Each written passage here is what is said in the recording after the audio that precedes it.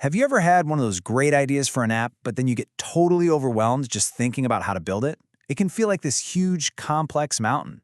But what if I told you it's actually more like a blueprint?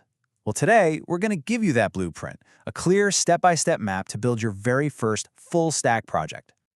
So, how do we really get from just a simple idea buzzing around in your head to a fully functional application that people can actually use? That's the big question, right? In this explainer, we are going to break that entire process down and turn what seems like a complicated journey into a clear, totally manageable path. So here's our game plan. We're going to start with the big picture, the full-stack blueprint. Then we'll talk about the essential tools you're going to need in your toolbox. From there, we'll dive into a really critical topic, security, and making sure all the parts of your app can talk to each other safely. And to wrap it all up, we'll give you an actionable roadmap so you can get started right away. Okay, first up, let's zoom out and look at the big picture. Every single web application out there, no matter how simple or complex, is really built on a few fundamental layers. Getting these down is absolutely the first step. The easiest way to think about it is like a restaurant. The front end is the dining area. It's everything you, the customer, can see and interact with. The tables, the menus, the decor. The back end, though, that's the kitchen. It's the powerful engine running behind the scenes, processing all the orders, managing the inventory, and just making sure everything actually works. And just like there are all different kinds of kitchens, you've got choices for your backend. If you're a Java person, Spring Boot is a super robust, industry-standard option. For all you Python lovers, Flask is really lightweight and flexible. It's perfect for getting started quickly. And hey, if you're a fan of JavaScript, you can use Node.js with Express. That means you can use the same language for both your front end and your back end, which, believe me, is a huge advantage when you're starting out. And the final piece of our blueprint is the database. This is the application's memory. Or, sticking with our analogy, it's the restaurant's pantry. It's where all that essential data, user profiles, product info, you name it, gets stored securely. For a first project, something like MySQL is an awesome choice because it's powerful, it's used everywhere, and it's pretty easy to get started with. Okay, so we've got our blueprint. But you can't build a house without tools, right? Well, same goes for software. Let's look at the essential toolkit every developer needs.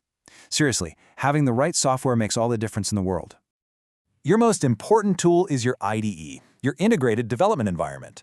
Think of this as your digital workshop or your command center. A fantastic modern option is Antigravity by Google. It's built on the foundation of the super popular VS Code, but it integrates Google's AI, Gemini, right into it. This means you get powerful help right where you're coding, which means way less jumping between windows and way more focus. Next up, version control. You can think of this like a time machine for your code. It is your absolute safety net. The industry standard here is Git, and GitHub is the place where you store all that code safely in the cloud. It lets you track every single change, work with a team, and make sure you never, ever lose your work. And what about managing that MySQL database we talked about? Well, you don't need to be some command line wizard.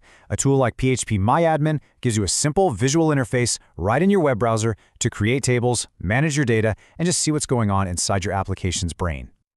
So we have our blueprint, and we've got our tools. We are ready to start building.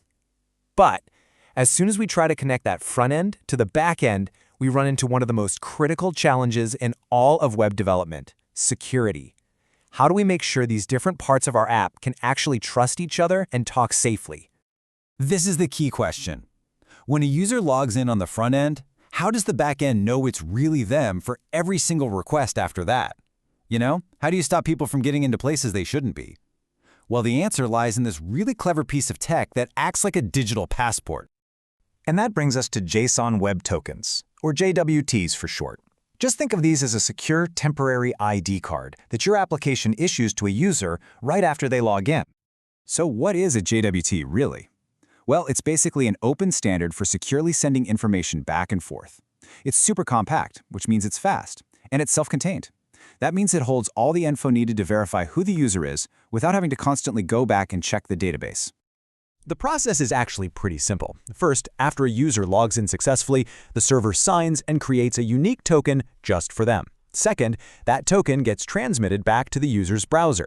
And from that point on, with every single request the user makes, that token gets sent back to the server to be verified. So how is this secure little passport actually made? It's a combination of three key ingredients. First, you've got the payload. This contains the user's data, like their user ID.